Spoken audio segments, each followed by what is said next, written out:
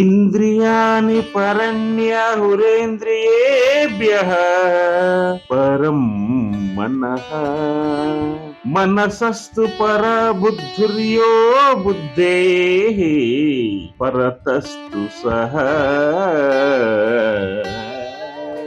ఇంద్రియాని పరన్యాహురేంద్రియేభ్యః పరం మనః మనసస్తు పరా బుద్ధిర్యో బుద్ధేః పరతస్తు సహా.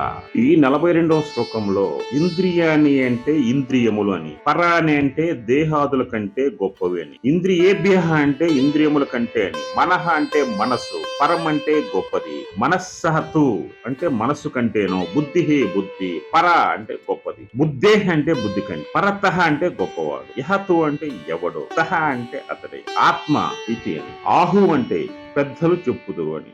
ఈ 42వ శ్లోకానికి తాత్పర్యం ఏంటంటే, దేహాదుల కంటే ఇంద్రియములు గొప్పవి, ఇంద్రియముల కంటే మనస్సు గొప్పది, మనస్సు కంటే బుద్ధి గొప్పది, బుద్ధి కంటే గొప్పవాడెవడో అతడే ఆత్మ అని ఇట్లు పెద్దలు చెప్పుతున్నారు.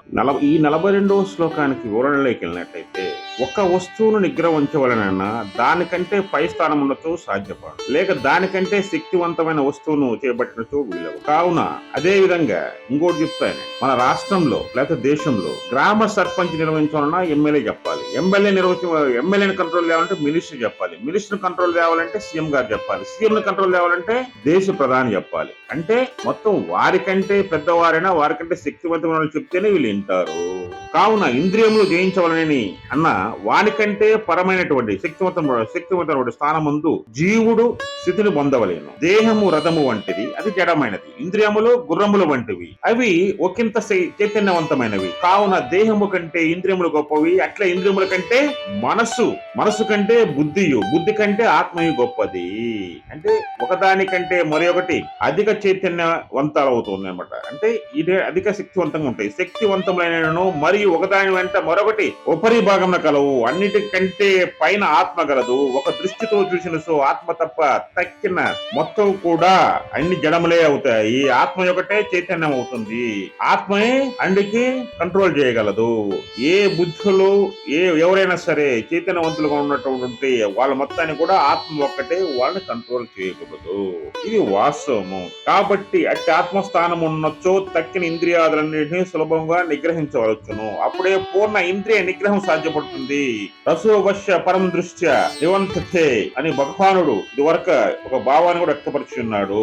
ఇది వేదాంతం నందలి కీలకముగుడిచ్చే ముముక్షులెవరు దీనిని చక్కగా గ్రహించవలెను. కావున ప్రతి వాడును దేహమునందు గాని, ఇంద్రియమునందు గాని, మనస్సునందు గాని, బుద్ధినందు గాని నివసించుట తగదనియు వానిన్నింటినీ సాక్షిగా పరముగా ఉన్న ఆత్మను చేరి అతడిని నివాసం ఏర్పరచుకునవలెను. అప్పుడే పూర్ణ ఇంద్రియ నిగ్రహము, తద్వారా కామాదుల ధ్యేయము, తత్ఫలితంగా సంసార బంధ విచ్ఛేదనము సంభవించున్నది. జీవుడు తన గొప్ప అంతస్తును తాను గుర్తించాలి. ఎప్పుడైతే జీవుడు తన గొప్ప అంతస్తును అతను ఎప్పుడైతే గుర్తిస్తాడో అతనికి తర్వాత బుద్ధి పూర్ణ ఆత్మ జ్ఞానం కలుగుతుంది.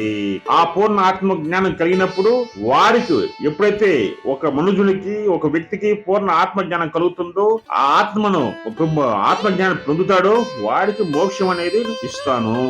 అర్జున్ అర్థమైందా? ఫస్ట్ నువ్వు కంట్రోల్ చేయవలసింది ఇంద్రియాలను కంట్రోల్ చేసిన తర్వాత మనసును కంట్రోల్ చేయి, మనసు కంటే బుద్ధిని కంట్రోల్ చేయి, బుద్ధి కంటే ఆత్మజ్ఞానం పొందుతూ ఎప్పుడైతే బుద్ధిని కంట్రోల్ చేస్తే ఆత్మజ్ఞానం పొందుతావు. ఆత్మజ్ఞానం పొందు. నువ్వు అనవసరంగా దుష్టులకి దుర్మార్గులకి సపోర్ట్ చేసి మాట్లాడకు. ఆత్మజ్ఞానాన్ని పొందుకో.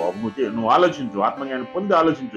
ఇది ధర్మమా అధర్మమా అని శ్రీకృష్ణ భగవానుడు అర్జునుడు ఉపదేశించారు. జై శ్రీకృష్ణ, జై శ్రీకృష్ణ, జై శ్రీ.